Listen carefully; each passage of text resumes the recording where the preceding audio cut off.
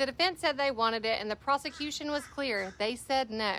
The government just delivered a scathing rebuttal, and they did not hold back. AUSA Comey told the jury this wasn't about jealousy, this wasn't about lifestyle, this was about power, control, and violence. She said these women said no. Mia said no. Cassie said no on her 29th birthday. Jane said no after being beaten. And the government laid it out. Combs didn't take no for an answer. He flew in sex workers, paid them thousands while he masturbated, and manipulated Cassie and Jane into participating under duress. That is not consent. That's coercion. She reminded the jury one escort said he got $500 when there was no sex, but thousands when there was. You don't pay for conversation, you paid for sex. And about the video at the Intercontinental, it's not about a phone. It's about control. Cassie was kicked. She called security, and Combs stayed because keeping control was the whole point. Now let's talk about why the prosecution says this wasn't just a messed up relationship, it was sex trafficking, plain and simple. AUSA Comey said Cassie didn't win. She got a UTI, vomit in her mouth, and urine in her mouth. That's not a win. That's lifelong trauma. She reminded the jury of Cassie overdosing in a hotel room, and Combs still forced her to do a freak-off.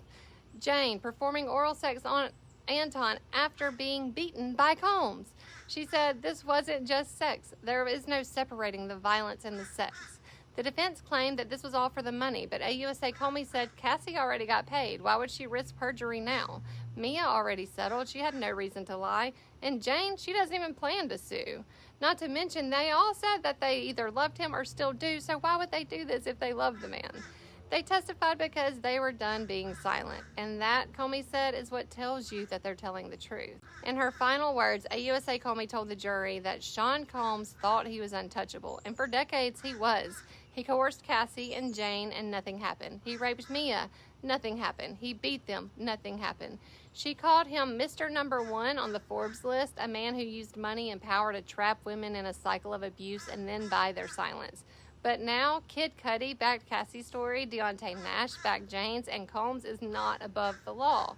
He's not a god, she said. He stands equal before the law. Find him guilty. And that's where it ended. The jury was dismissed until Monday. Deliberations begin next week, and all eyes are on that verdict. It's in the jury's hands now. Let me know what you think in the comments, and make sure you're following for all facts and no fluff.